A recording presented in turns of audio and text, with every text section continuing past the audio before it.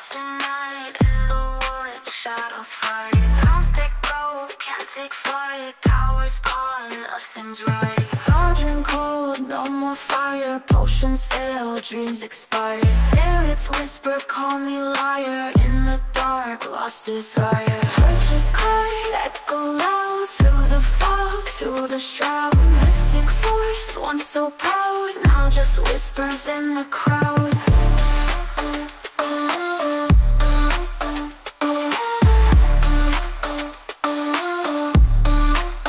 Babalan TV.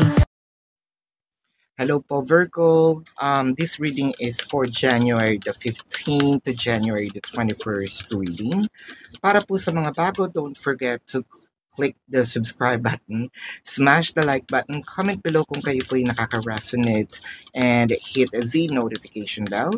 Kung gusto nyo pong sumali sa ating live sessions, dun po yan sa ating kabilang channel, that is Babaylan TV. No? Yan po ang ating unang channel catered for our international audience. Ayan, Virgo. I want you to know that this is a general reading. You may resonate with the entire reading or you may resonate with some bits and pieces of the reading. Take what's only yours. Simulan na natin. Virgo. Come to the edge. Truth be told.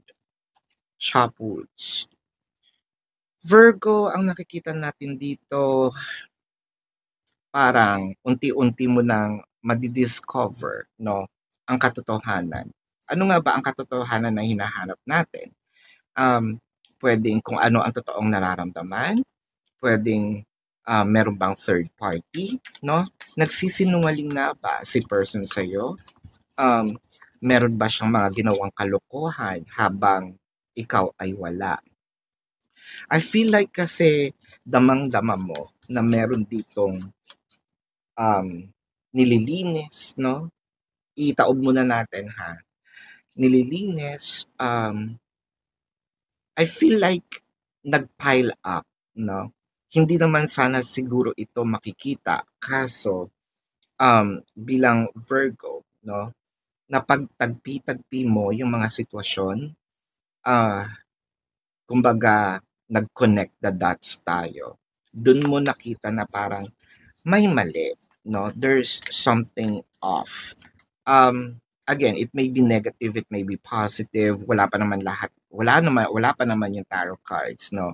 Ang na-open pa lang natin is oracle cards. Ayan. Pwede rin naman itong ikaw yung binabasahan ko o yung person mo dahil what I am reading here is the dynamics. All right? The Ace of Pentacles and the Nine of Swords. So parang malaking abundance yung nawala. Abundance may mean literally, no, for someone that we're talking about money. No, abundance kasi is very vague. Kung ano ang pinahahalagahan siguro ng isang tao or abundance sa isang tao, yun ang abundant for them, no? Yung iba kasi ang abundance is money, literally. Abundance may also be wealth, no? I mean health rather. Yung person, yung love, yung time, you know, yun yung abundant for me. One thing is for sure, whatever this abundant is, parang ang laki nung natapyas, nawala, nahinto, ipinagkait, ipinagdamot. Ngayon parang si person na parang nanginginig na yung tuhod.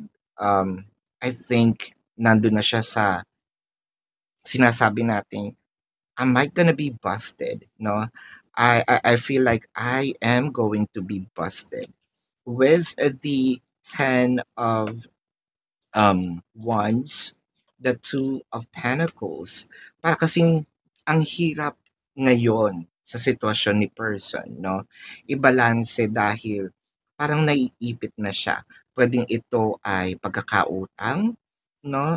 Especially for those who are already married, no? Pwedeng ito ay pagkakautang, pwedeng ito rin naman ay like with the Ace of Pentacles, no?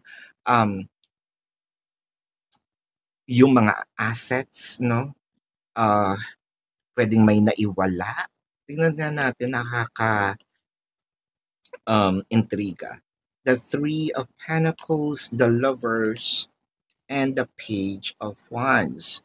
So, ito naman pala ipag-amin, no? Pag-amin ng kanyang nararamdaman. I feel like gumagamit itong taong ito ng siguro nagpapadala ng kung ano-ano, no? Sabihin nating pa-mysterious ang kanyang drama. Sabihin natin nandun siya sa your secret admirer, no? Hindi nangangailangan flower, no? Agad-agad. Pwede rin naman, no? Kaso, kung bouquet naman yon, this person must be wealthy. Ano to? Ito ba yung Kaplan sisters na nagpapanggap na mahirap tapos mayaman pala? But one thing's for sure, ngayon parang madidiscover na dito kung sino itong nagpapadala sa'yo, nagte-text sa'yo, or nagme-message, no? I think na nakaka-receive tayo dito ng unknown message. Nakaka-receive tayo ng information na hindi natin alam. I feel like itong taong to is hiding behind a veil, no? What I'm trying to say here is siguro maraming sitwasyon or marami siyang numbers, no? Meron siyang mga dummy accounts na ginagamit para siyasatin ang buhay mo. Not to the extent naman na nakakatakot yung kanyang pagsisiyasat, no? Sabihin natin curious lang itong taong to sa'yo. Pwedeng nakikita mo siya sa yung My Day or stories, no, yung nagsiseen.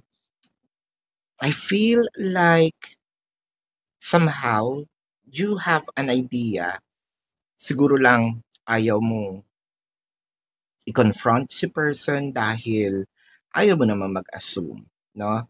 Pero I feel like, is this an accident or you're gonna discover who this person is or this is really a pag-amin, no? With the Four of Pentacles and the Two of Swords.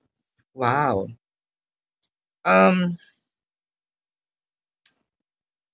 I feel like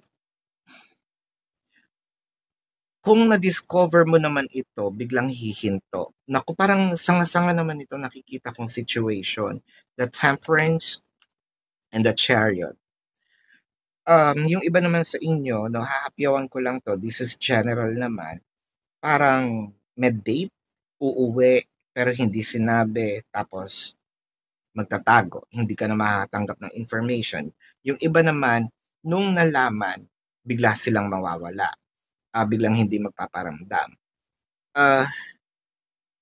So, it felt like na mababust mo nga, no, or malalaman mo yung totoo. With the 10 of Swords, the 6 of Swords, and the 2 of Wands. Kung anong pa man ito, I think labo-labo dito yung madidiscover mo eh. Yung iba sa inyo, siguro the emotion per se. Yung iba sa inyo, siguro ito yung date, no?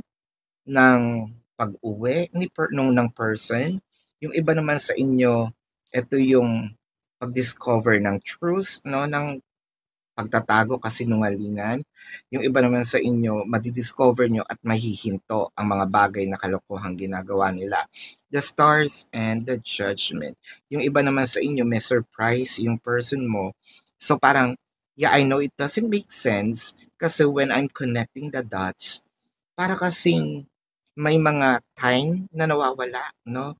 And then you're going to find out na kaya naman pala, no? With the stars in here na parang para sa akin din naman pala itong itinatago niyan, sorpresa. So paano gagawin natin yan kung ito ay isang sorpresa? Are we going to just fake our reaction na parang, okay, na-surprise ako, pero parang feeling ko, alam mo na, mas mauna mong malalaman kaysa i-announce itong bagay na ito, no? Or bago siya umamin, mafi-figure out mo na kung ano itong itinatago, no, sa iyo. One thing is for sure, may tinatago, no? So this is your reading, Virgo. Bago natin i-check itong mga or your zodiac sign ni person, no, for clarity, to make sure na ito bang reading na to is para sa akin, no. I just want you to know na you're very much welcome po na sumali dun sa ating live session sa kabilang channel, which is Babaylan TV. Ngayon, kung hindi nyo po naaabutan yung live sessions, pwede naman kayo magtanong dito sa comment section as long as the question po is answerable by yes or no. Pero kung hindi po kayo papatulugin ng yes or no lang, dumiretso na po kayo doon sa ating question form. Meron po dun link sa sa description box ng video na ito.